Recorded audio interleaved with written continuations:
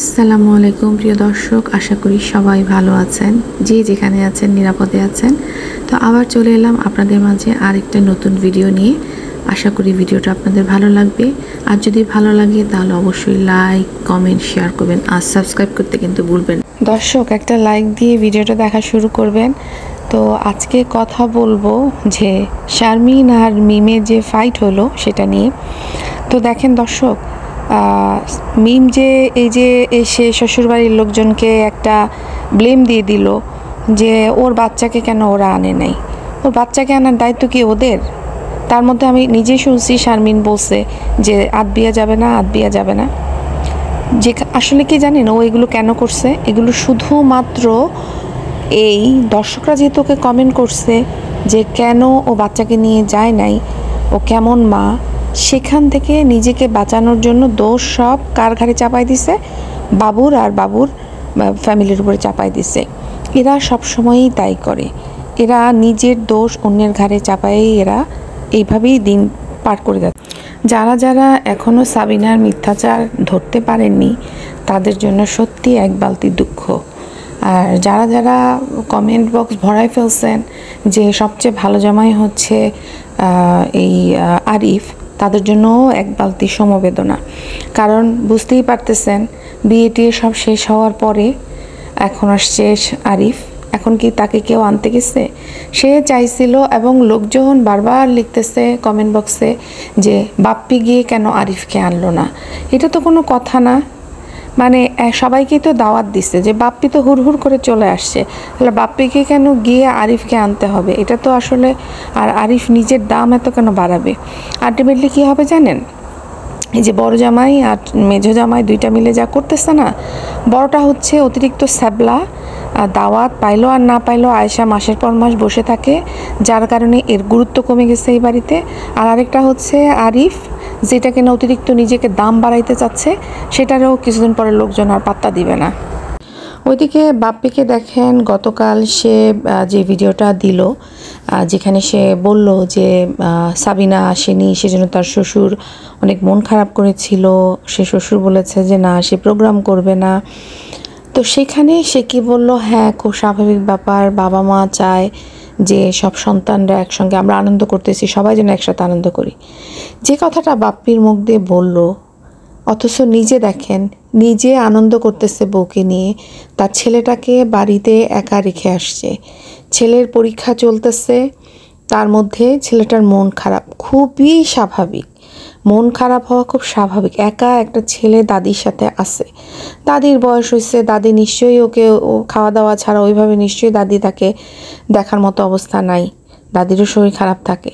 তাহলে যেই মুখ দিয়ে সেই কথাগুলো বলতেছে, সেই একই মুখে সে কিন্তু আবার একই কাজ করতেছে, শুধুমাত্র নিজের আনন্দ। আসলে হয় কি, আমার কাছে মনে হয় কি, বাপ্পি তার বউকে একা ছাড়ে না, তার কারণ হচ্ছে বাড়িতে যদি, কারণ তার বউয়ের প্রতি তার কোনো বিশ্বাস নাই যে এই মহিলা কোনো মানে নোংরামি করবেন, এই বিশ্বাস তার নাই।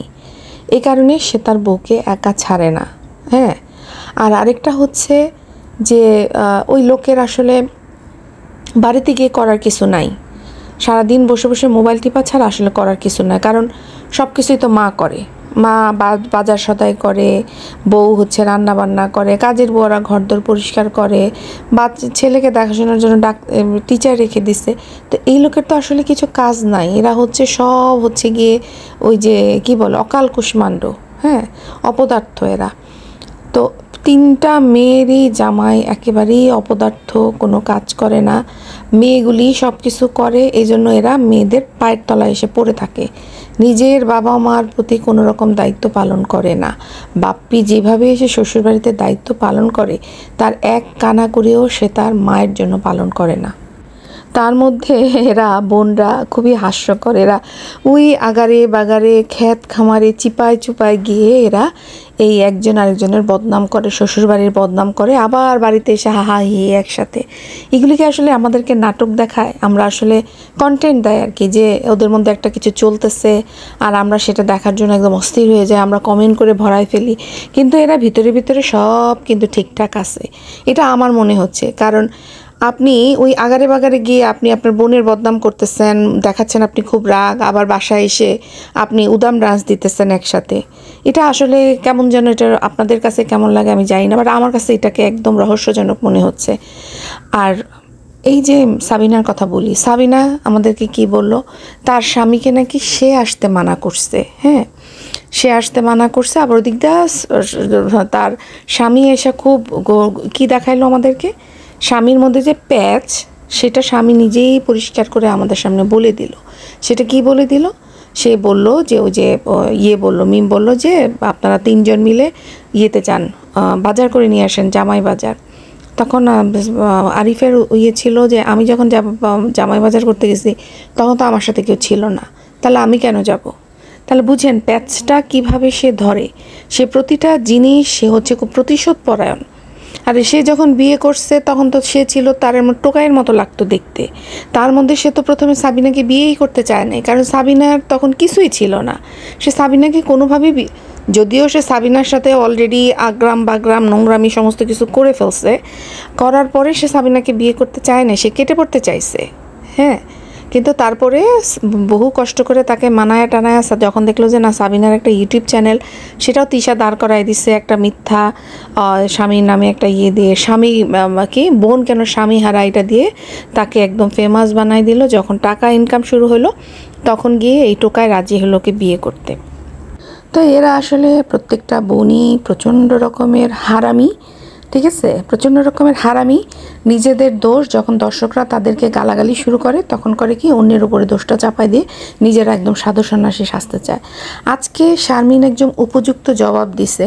শারমিনের উচিত ছিল, আর শারমিনের আরও আগে উচিত ছিল, যখন তিশা আর তানজিলা মিলে যখন এই শারমিনকে নিয়ে শারমিনদের পরিবারকে যখন কথাবার্তা বলছে তখনই ওকে এই ক্যাচাটা উচিত ছিল, তিশাকে আর তানজিলাকে। কিন্তু এই ক্যাচাটা ও ক্যাচে নাই। আমার মনে হয় যে শারমিনের উচিত এখন আর আসলে পরোয়া করা উচিত না, যেহেতু ওরা পরোয়া করে না ওদের ফ্যামিলির মান ইজ্জতের ব্যাপারে, তাহলে ওদেরও পরোয়া করা উচিত না। আর একদম ঠিক বলছে আসলে, এই যে শারমিন যে কথাগুলো বলছে তার ভাই বেকার, এগুলো তো ইচ্ছা করেই বলছে, কারণ তার ভাই বেকার বলেই তাদেরকে বারবার কথা শুনতে হচ্ছে।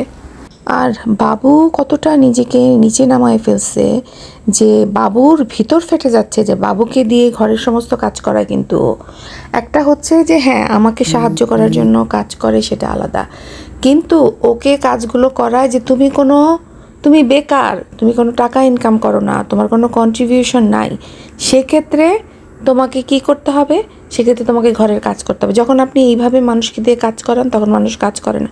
তার বাবু কতটা নির্লজ্জ যে তুই বারবার, যেখানে মিম কিন্তু এখন বারবার বলতেছে মিম বিয়ে করতে চায় নাই, তাকে বাবু বিয়ে করছে, এবং মিম আমাদেরকে বলছে ও বাবু আর মিম মিলে নাকি কন্ট্রিবিউশন করছে বিয়ের অনুষ্ঠানে।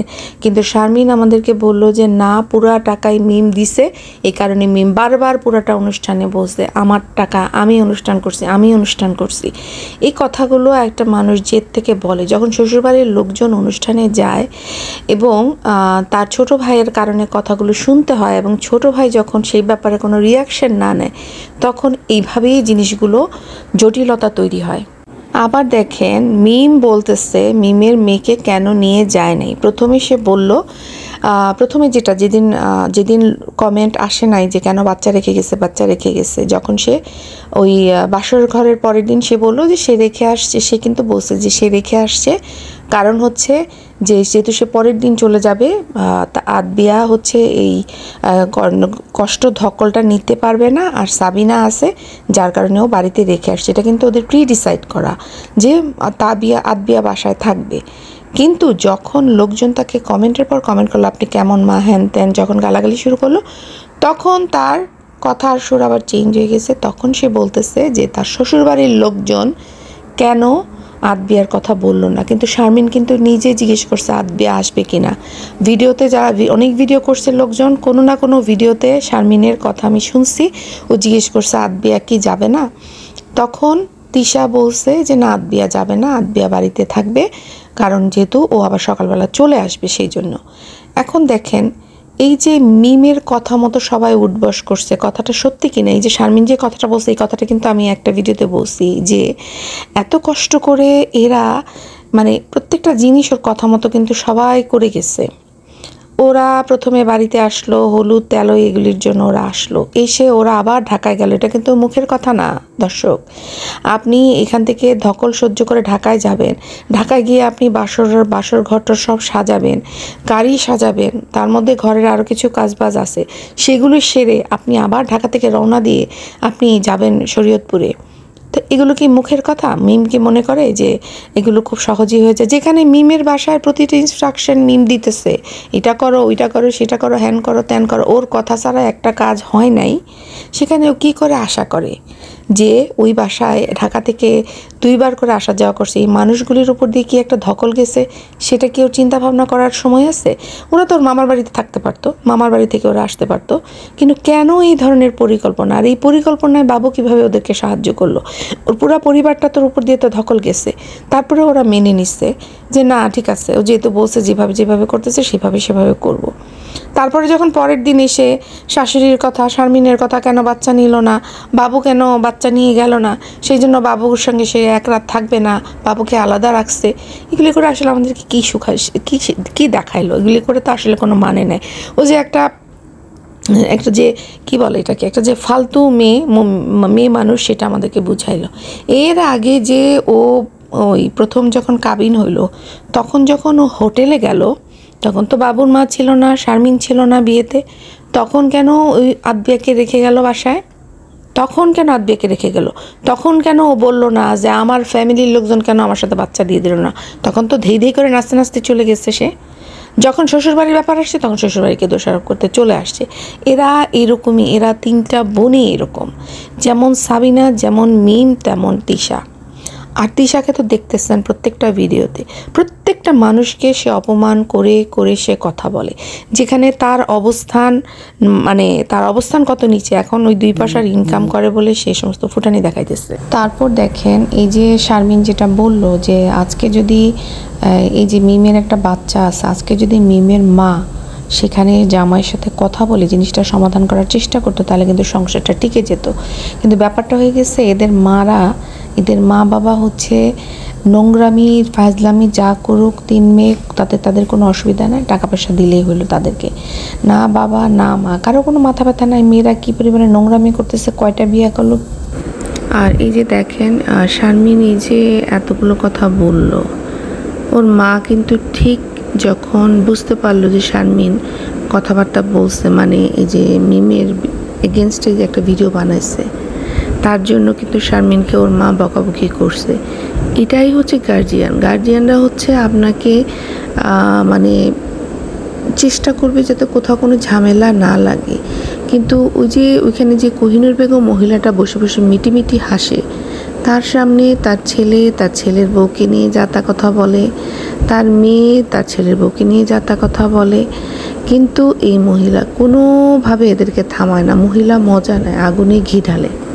আর মিমকে একটা কথা বলি, মিমের কথাবার্তা শুনে যতটুকু মনে হলো মিম খুব অহংকারী হয়ে গেছে, যে ওর পিছনে লোকজন ঘুরে, তাদের অবশ্যই স্বার্থ আছে, কারণ ইউটিউব চ্যানেল গ্রো করতে চায়। ও আসলে যেটা বুঝাইলো মেনলি কিন্তু শারমিনের জামাইকে, এদেরকেই বুঝাইছে, এছাড়া ওর পিছনে আর কেই বা ঘুরে। তো এই যে মিমদেরকে কথাটা কিন্তু একদিকে থেকেই বলছে। মিম যদি কোনো একটা ভিডিওতে ধরেন কাউকে চিনে না, আমাকে কেউ চিনে না, আমি একটা মিমের ছবি, তিশার ছবি, সাবিনার ছবি যদি ঝুলাই দিই, সেইখানে দেখা যাবে কয়েক হাজার ভিউ হয়ে গেছে। তো কারা সেসব দর্শক যারা এদেরকে এইভাবে করে দেখে? এর জন্যই মিমের এত অহংকার বেড়ে গেছে। না হয় মিমের অস্তিত্ব কোথায় থাকবে? মিমের অস্তিত্ব মাটির তলায় থাকবে যদি ওর কেউ ভিডিও না দেখে। কিন্তু এটা কোনো দিন হবে না যে ওর কেউ ভিডিও দেখবে না। ওর ভিডিও না দেখলে ওর অস্তিত্ব কোথায় থাকবে? কোত্থেকে টাকা আসবে? এরা যদি এই ইউটিউব না থাকতো, ফাতেহা যদি এদেরকে ইউটিউব চ্যানেল খুলে না দিত, এর এই কী যেন বলে কাজের বিটি তিশাকে, তাহলে আজকে তারা ওই রাস্তায় ভিক্ষা করে খাওয়া ছাড়া এদের আর কোনো পথ ছিল না। আজকে 2টা পয়সা নিজেদের নোংরামি ফাইজলামি দেখায় যে টাকা ইনকাম করে, সেইটার অহংকারে এরা সবাইকে নিয়ে তুচ্ছ-তাচ্ছিল্য করে, আর এর জন্য কিছু দর্শক দায়ী। এরপর দেখবেন যে আবার অনেক গালিগালাজ খাবে, খাওয়ার পরে মিম করবে কি আবার এসে বসে যাবে এদের বিরুদ্ধে ভিডিও নিয়ে। কারণ কালকে আমি দেখলাম তিশার ভিডিওতে তিশা একটা কমেন্ট পাবলিশ করছে, সেখানে লিখছে আপনাদেরকে তো শারমিন ধুয়ে দিছে, আর বাবু কিছু করে না বলেই মিমের মতো কালা হাতিকে বিয়ে করছে। এই কথাটা তিশা কিন্তু, ওরা কিন্তু কোনো রকম কমেন্ট কিন্তু তিশা এতদিনে পাবলিশ করে নাই, কিন্তু এই কমেন্টটা পাবলিশ করছে। চিন্তা করেন কতটা ঘিরিঙ্গি মহিলা।